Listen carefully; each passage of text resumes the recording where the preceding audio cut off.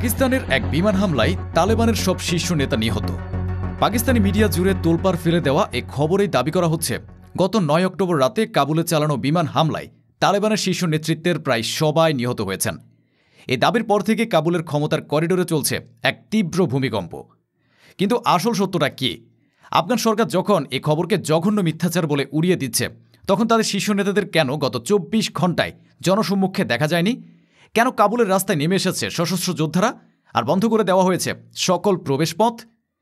এই অবিশ্বাস্য দাবির পেছনে জন্ম নিয়েছে এক গুচ্ছ ভয়ঙ্কর প্রশ্ন। ঠিক একদিন আগে ৮ অক্টোবর পাকিস্তানের জাতীয় পরিষদে দাঁড়িয়ে প্রতিরক্ষামন্ত্রী খাজা আসিফ যে হুঙ্কার দিয়েছিলেন তা ছিল এক আগ্নেয়গিরির পূর্বাভাস। তিনি বলেন, অনেক হয়েছে, আমাদের ধৈর্যের সীমা শেষ। আফগান মাটিতে জন্ম নেওয়া সন্ত্রাসবাদ এখন আর বরদাস্ত করা হবে না। তবে প্রশ্ন হলো, পাকিস্তান কেন এমন দুঃসাহসিক পদক্ষেপ নিল? কেন তারা জেনে বুঝে এমন আগুনে ছাপ দিল, যার পরিণতি হতে পারে এক সর্বাত্মক যুদ্ধ? ডোনাল্ড ট্রাম্পের সাথে সেই গোপন চুক্তির সম্পর্কই বা কী? আর এই হামলার মধ্য দিয়ে কি আফগানিস্তানের ক্ষমতার মানচিত্র চিরদিনের জন্য বদলে গেল? এই সব জটিল প্রশ্নের উত্তর লুকিয়ে আছে এক গভীর ষড়যন্ত্রের জালে, যা আজ আমরা উন্মোচন করব। ভিডিওটিতে একটি লাইক দিয়ে সম্পূর্ণ ভিডিওটি দেখুন। ২০২৫ সালের শুরু থেকেই পাকিস্তান আফগানিস্তান সীমান্ত জ্বলছিল। জাতিসংঘের রিপোর্ট অনুযায়ী আফগান মাটি থেকে চালানো সন্ত্রাসী হামলায় ২০২৪ সালে পাকিস্তানে ৭০০-এরও বেশি নিরাপত্তা কর্মী নিহত হয়েছে। ইসলামাবাদ বারবার অভিযোগ করে আসছিল, আফগান সরকার এ সন্ত্রাসীদের নিরাপদ আশ্রয় দিচ্ছে, যা কাবুল বরাবরই অস্বীকার করে এসেছে। কিন্তু ৮ অক্টোবর খাজা আসিফের ভাষণটি ছিল সব হিসাব বদলে দেওয়ার ঘোষণা। এটি কোনো কূটনৈতিক বার্তা ছিল না, এটি ছিল যুদ্ধের দামামা। আর সেই দামামার প্রথম শিকার হিসেবে নিশ্চিত করা হয়েছে মুফতি নূর ওয়ালি মেহসুদের মৃত্যুকে। জি নিউজ এবং আমু টিভির মতো আন্তর্জাতিক গণমাধ্যমগুলো সূত্রের বরাত দিয়ে নিশ্চিত করেছে যে কাবুলের ডিস্ট্রিক্ট ৮-এ তার গোপন আস্তানায় ছিল এ হামলার অন্যতম লক্ষ্য। পাকিস্তানি সামরিক সূত্রগুলো এটিকে একটি সফল ইন্টেলিজেন্স বেসড অপারেশন বা গোয়েন্দা ভিত্তিক অভিযান হিসেবে দাবি করছে। কিন্তু আফগান তালেবানের মুখপাত্র জাবিহুল্লাহ মুজাহিদ এক টুইট বার্তায় জানিয়েছে, এ হামলায় ৪৬ জন বেসামরিক নাগরিক নিহত হয়েছে। তিনি এটিকে যুদ্ধের ঘোষণা বলে অভিহিত করেছেন, কিন্তু শীর্ষ নেতাদের মৃত্যুর খবর অস্বীকার করেছেন। এই পরস্পর বিরোধী দাবি উত্তেজনাকে আরও ঘনীভূত করেছে। সামরিক বিশ্লেষকরা বলছেন, এই হামলার ধারণাটি অত্যন্ত গুরুত্বপূর্ণ। ওপেন সোর্স ইন্টেলিজেন্স চ্যানেলগুলোতে প্রকাশিত ভিডিও বিশ্লেষণ করে দেখা যায়, হামলায় JF-17 থান্ডার যুদ্ধবিমান থেকে ছোড়া লেজার গাইডেড বোমা বা স্মার্ট বোমা ব্যবহার করা হয়েছে। এই ধরনের প্রিসিশন গাইডেড মিউনিশন ব্যবহার প্রমাণ করে যে এটি কোনো সাধারণ প্রতিশোধমূলক হামলা ছিল না, বরং এটি ছিল একটি সুনির্দিষ্ট উচ্চ মূল্যের লক্ষ্যবস্তুকে ধ্বংস করার অভিযান।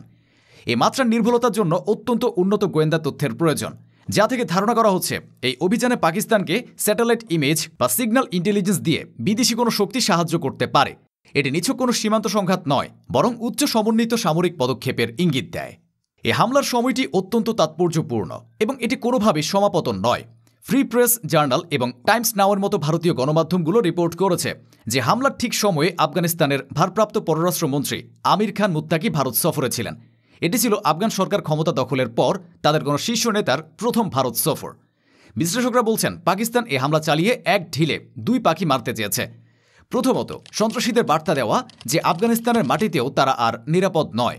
দ্বিতীয়ত এবং সবচেয়ে গুরুত্বপূর্ণ, ভারত ও আফগান তালেবানকে একটি শীতল বার্তা পাঠানো। পাকিস্তান বোঝাতে চেয়েছে, পাকিস্তানের মাটিতে ভারতের ক্রমবর্ধমান প্রভাব তারা কোনোভাবেই মেনে নেবে না। ভারতের সাথে আফগান সরকারের এই মাখামাখি পাকিস্তানের স্ট্র্যাটেজিক ডেপথ বা কৌশলগত গভীরতার নীতিকে সরাসরি চ্যালেঞ্জ জানাচ্ছিল। তাই কাবুলের বুকে হামলা চালিয়ে পাকিস্তান আসলে নয়াদিল্লিকে একটি রক্তাক্ত বার্তা পাঠিয়েছে। এই হামলার সবচেয়ে রহস্যময় এবং অন্ধকার দিকটি হল এর সাথে ডোনাল্ড ট্রাম্পের সংযোগ। খাজা আসিফের ভাষণের কয়েক ঘণ্টা আগেই ইসলামাবাদ এবং ওয়াশিংটনের মধ্যে একটি উচ্চ প্রযুক্তি সম্পন্ন ক্ষেপণাস্ত্র চুক্তি স্বাক্ষরিত হয়। এই চুক্তির আওতায় আমেরিকা পাকিস্তানকে এমন একটি অত্যাধুনিক প্রযুক্তি দেবে যা তাদের সামরিক সক্ষমতাকে বহু গুণে বাড়িয়ে তুলবে। কিন্তু কেন হঠাৎ পাকিস্তানের প্রতি ট্রাম্পের এই দয়া? বিশ্লেষকরা বলছেন, এর উত্তর লুকিয়ে আছে আফগানিস্তানের বাগরাম বিমান ঘাঁটির ভবিষ্যৎ নিয়ন্ত্রণে। ট্রাম্প প্রশাসন আফগানিস্তান থেকে সেনা প্রত্যাহার করলেও তারা কখনোই চায়নি যে বাগরামের মতো একটি কৌশলগত গুরুত্বপূর্ণ ঘাঁটি চীনের প্রভাব বলয়ে চলে যাক। চীন এবং জাতিসংঘের মধ্যস্থতায় পাকিস্তান ও আফগান সরকারের মধ্যে যে আলোচনা চলছিল তা ওয়াশিংটনের জন্য ছিল এক দুঃস্বপ্ন। বাগরাম শুধু একটি বিমান ঘাঁটি নয়, এটি এশিয়ার হৃদয় নামে পরিচিত। এর ভৌগোলিক অবস্থান এতটাই গুরুত্বপূর্ণ যে এখান থেকে মধ্য এশিয়ায় রাশিয়ার প্রভাব, চীনের বেল্ট অ্যান্ড রোড ইনিশিয়েটিভ এবং ইরানের পূর্বাঞ্চলীয় কার্যকলাপের উপর নজর রাখা সম্ভব। এর দীর্ঘ রানওয়েগুলো B-52 এর মতো ভারী বোমারু বিমান এবং গ্লোবাল হকের মতো সর্বাধুনিক গোয়েন্দা বিমান পরিচালনা করতে সক্ষম। ২০ বছর ধরে এটি ছিল আফগানিস্তানে মার্কিন সামরিক অভিযানের স্নায়ুকেন্দ্র। এই ঘাঁটি হারানো ছিল আমেরিকার জন্য এক বিরাট কৌশলগত পরাজয়। তাই পর্দার আড়ালে যে কোনো মূল্যে বাগরামে নিজেদের প্রভাব ফিরিয়ে আনা ট্রাম্প প্রশাসনের অন্যতম প্রধান লক্ষ্য হয়ে দাঁড়িয়েছে বলে মনে করছেন আন্তর্জাতিক সম্পর্ক বিশ্লেষকরা। পর্দার আড়ালের গল্পটি হল ট্রাম্প প্রশাসন পাকিস্তানকে ব্যবহার করে আফগান সরকারকে চাপে ফেলতে চাইছে। এই হামলার মাধ্যমে তাদের বোঝানো হচ্ছে যে হয় তারা আমেরিকার শর্ত মেনে বাগরাম ঘাঁটির নিয়ন্ত্রণ ছেড়ে দিক, নয়তো পাকিস্তানের মতো একটি শক্তিশালী প্রতিবেশীর সাথে দীর্ঘমেয়াদী যুদ্ধের জন্য প্রস্তুত হোক। কাবুলের এ হামলা আসলে পাকিস্তানের নয়, এটি ট্রাম্পের প্রক্সি ওয়ার বা ছায়াযুদ্ধের প্রথম অধ্যায়। এ হামলার আরেকটি বিস্ময়কর দিক হল এর লক্ষ্যবস্তু। বিভিন্ন ওপেন সোর্স ইন্টেলিজেন্স চ্যানেল এবং আফগান সূত্রের বরাত দিয়ে জানানো যাচ্ছে যে কম্পাউন্ডে হামলা চালানো হয়েছে সেটি শুধু একজন নেতার আস্তানা ছিল না। সেখানে হক্কানি নেটওয়ার্কের কয়েকজন শীর্ষ নেতা এবং আফগান সরকারের প্রতিরক্ষা মন্ত্রণালয়ের কিছু কর্মকর্তারও গোপন বৈঠক চলছিল বলে জানা গেছে। এ রহস্যময় সংযোগ কি শুধুই সমাপতন?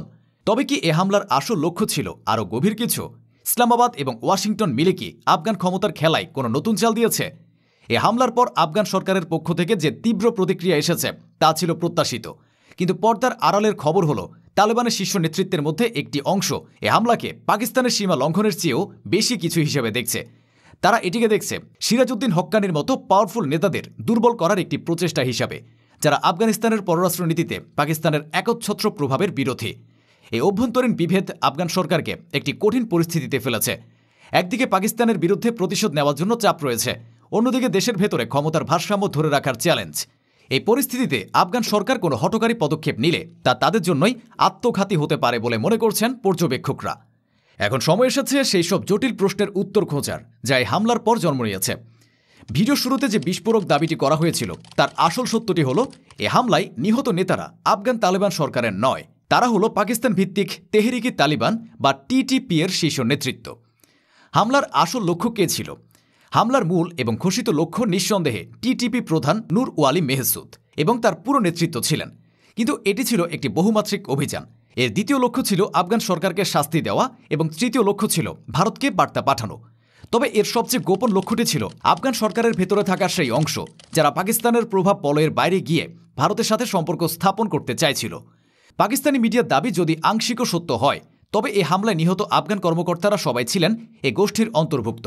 আফগান সরকার হয়তো রাজনৈতিক কারণে এটি স্বীকার করছে না, কিন্তু এই ঘটনার পর তাদের অভ্যন্তরীণ ক্ষমতার সমীকরণ চিরদিনের জন্য বদলে যাবে। এটি কোনো ষড়যন্ত্র তত্ত্ব নয়, এটি একটি শীতল ভূরাজনৈতিক বাস্তবতা। পাকিস্তান এ হামলার মাধ্যমে আফগান সরকারকে যে বার্তা দিয়েছে তা হলো, তোমাদের হাতে দুটি পথ খোলা আছে, হয় আমেরিকার শর্ত মেনে নাও এবং বাগরামের চাবি ওয়াশিংটনের হাতে তুলে দাও, অথবা এমন এক প্রতিবেশীর সাথে অনন্ত যুদ্ধে জড়িয়ে পড়ো যার পেছনে রয়েছে আমেরিকার মতো এক পরাশক্তির সমর্থন। কাবুলের আকাশে ওরা পাকিস্তানি যুদ্ধবিমানগুলো আসলে আফগান সরকারের জন্য ট্রাম্পের পাঠানো একটি উড়ন্ত চিঠি ছিল। কাবুলের এ হামলা শুধু দুই দেশের মধ্যেই উত্তেজনা বাড়ায়নি, এটি পুরো অঞ্চলের ক্ষমতার খেলাকে এক নতুন এবং ভয়ঙ্কর দিকে ঠেলে দিয়েছে।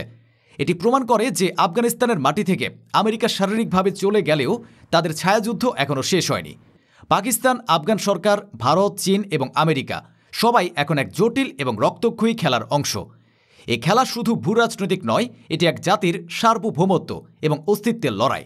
শক্তিধররা চায় সত্যকে চাপা দিতে, কণ্ঠস্বরকে স্তব্ধ করতে, কিন্তু ইতিহাস সাক্ষী প্রতিটি ষড়যন্ত্রের বিরুদ্ধে সাধারণ মানুষের গর্জে ওঠা আওয়াজই সবচেয়ে বড় প্রতিরোধ। এই নীরবতার দেয়াল ভেঙে আপনারাই হয়ে উঠুন সেই প্রতিবাদের কণ্ঠ। আপনার ভাবনা, আপনার বিশ্লেষণ, প্রতিটি শব্দই হোক এই অন্যায়ের বিরুদ্ধে একটি আগুনের স্ফুলিঙ্গ। বিশ্ব জানুক, সত্যকে চাইলেই ষড়যন্ত্রের চাদরে ঢেকে রাখা যায় না। পর্দার আড়ালের এই সত্য উন্মোচনের যাত্রায় এবং প্রতিরোধের এই মশাল চালিয়ে রাখতে আমাদের সঙ্গী হন। বিশ্বকে দেখুন, সত্য জানুন। কমেন্ট করে জানান আপনার মতামত। ভিডিওটি শেয়ার করে সত্য ছড়িয়ে দিন বিশ্বজুড়ে।